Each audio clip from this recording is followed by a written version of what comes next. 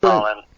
I'm doing really no problem at all, mate. Well, we're so excited about you coming down to Australia again. I was wondering if you could start off by telling us a little bit about how this tour's come about and how excited you are about heading back to Australia. Yeah,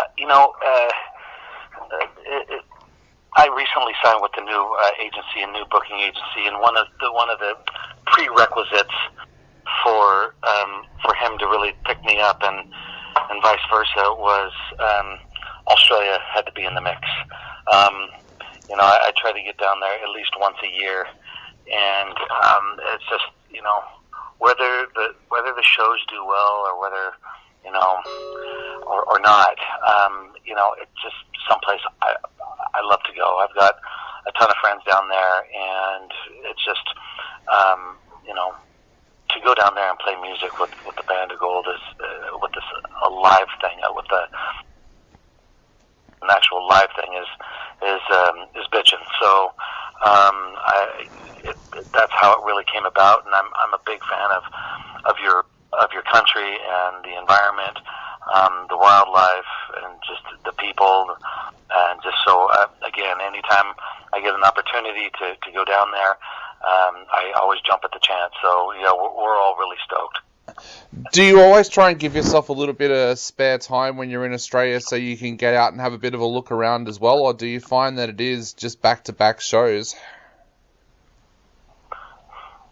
Well, it would be nice to spend a lot of time out there. Unfortunately, I've got an animal hospital here in Palm Springs that I help run. So unfortunately, I can't be gone from my job, nor my family or my kids for that long. It'd be nice to.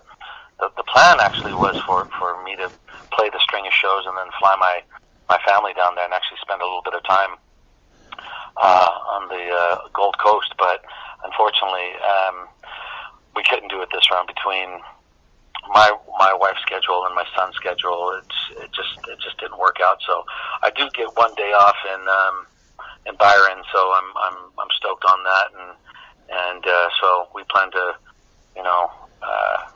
enjoy that one day. Maybe obviously Byron's beautiful, Currumbin's beautiful. I've been to Surfers Paradise a couple times, so I go down there, and again, I got a couple of buddy of mine who live down there, so we always wind up doing something cool. Can you tell us a little bit about your animal hospital? I'm a very big conservationist. I know a lot of our listeners are animal lovers. Tell us a little bit about the animal hospital and the kind of work that you do there. Yeah, well, I'm a veterinary technician, and I work for anywhere from 3 to 5 doctors at one time. We're one of the most successful animal hospitals in really the Coachella Valley, and we concentrate mostly on small animals, mostly household pets.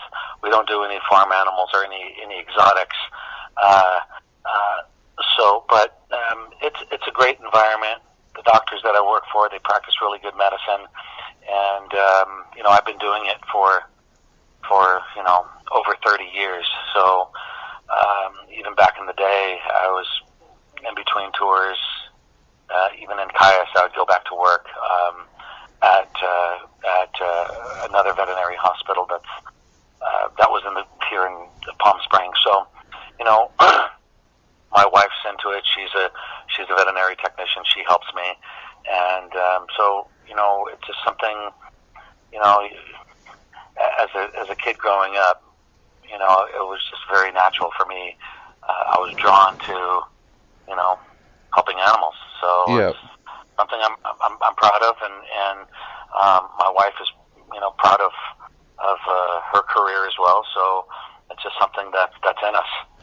I was going to ask, how difficult is it to juggle a career like that with a music career? Because it must be really difficult when you've got to go out on the road for tours and things like that. It is. You're right, and it takes a lot of balance. And same with the rest of the guys. We all have normal jobs, and we all have families. We all have kids. Aaron doesn't have any kids, but he calls his pets, his cats, Yeah. as kids. Yeah. So it's balance, and it's a lot of our families really allow us to do this stuff. Without the support, it would be very difficult to do. So, and of course the doctor support as well, giving me time off to do this stuff, on top of taking a family vacation, on top of multiple 2-week jaunts over in Europe next year. It's a lot of balance, a lot of planning, but we make it happen. It's a necessity for us. So we make it happen, and with the support of our doctors and our families, it just makes it all that more enjoyable. Definitely. Well, bringing it back to the music, you've got this great new album out at the moment. Tell us a little bit about how these tracks have been going live, and what Australian audiences can look forward to with these new tracks live. Yeah, we're going to come down there and play 90 minutes of music. A good part of it is going to be, the new record. We're going to be playing some songs off of my first electric record as well. And, of course, I always throw in Caius in there, so it's always great to revisit some of these songs, and songs like Whitewater and Gardenia and Gloria Lewis and Hurricane, just to name a few. It's always fun to I don't know if fun's the word. It's always cool to play those tracks, and they still make me smile. It's if you haven't seen Caius, this is about as close as you're going to get to seeing Caius. Is me with my band come down there and show the songs an incredible amount of respect, and get down and do our thing. Yeah, you've got over 30 years of music now that you can choose from. How difficult is it to work out those set lists for a tour like this these days? It's not that hard. We know which ones we could pull off live. Songs like, take for instance Demon Cleaner. That one's pretty tough to pull off live. I don't typically do a lot of Unita. I don't typically do a lot of Hermano. Sometimes we'll do some slow burn. Sometimes we will do some Hermano.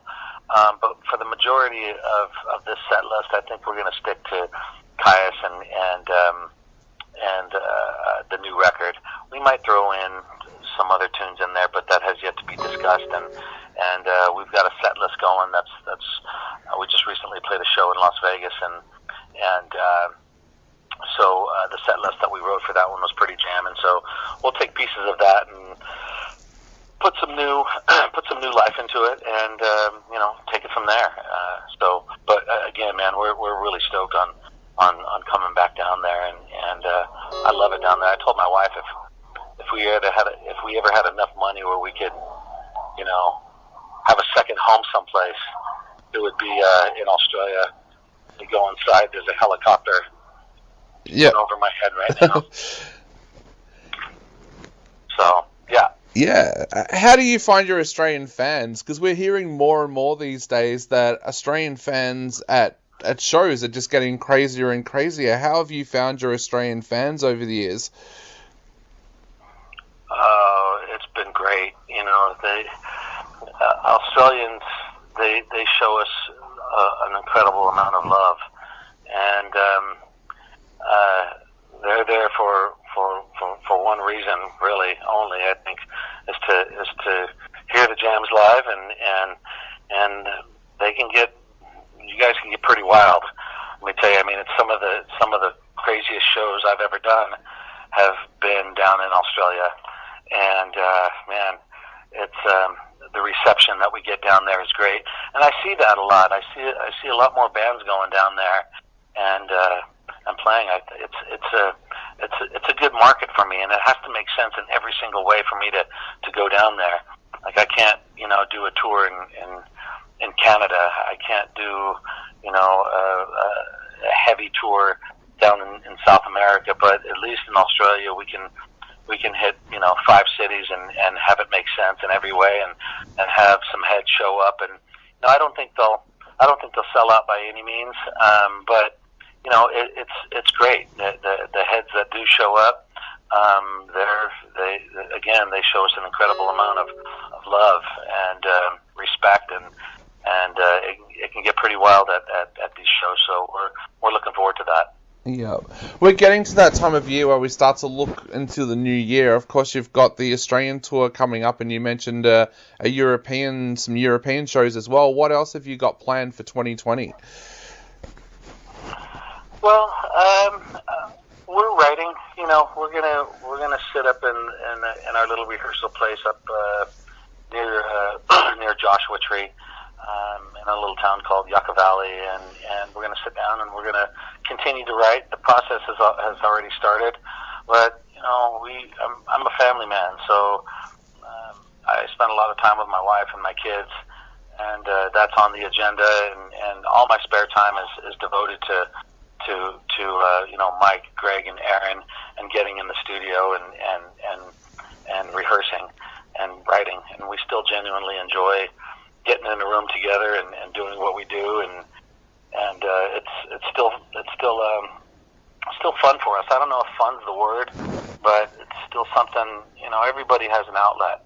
Whether it be painting or carving or sculpting or whatever it may be. Everybody has that. I think everybody should have some outlet, and ours just happens to be music. So again, it's a necessity for us. So we're going to make it happen, and that's on the agenda. Really is kicking back and doing what we do in the studio and the rehearsal place, and I look forward to it. It's going to be a good year. It's filling up already. It's filling up pretty quick, and I've got a couple of other projects, little small things that I've been working on. We're again Dave, just stoked to be coming down there. Definitely. Well, mate, I know we're almost out of time, but just quickly before we go, is there anything you would like to say to your Australian fans before they go out and grab tickets for these shows? Well, thank you, for having me and speaking with me, and I want to invite everybody who listens to this or reads this to come on down, and if you want some new rock and some old favorites, come on down, and we're not going to disappoint. Awesome. Well, John, thank you so much for chatting to us today, and we'll see you very, very soon in January. Cool. Thank you so much, brother. I appreciate it, man, and we'll see you in January. Thank you. Okay, see you then, mate. All right, bye.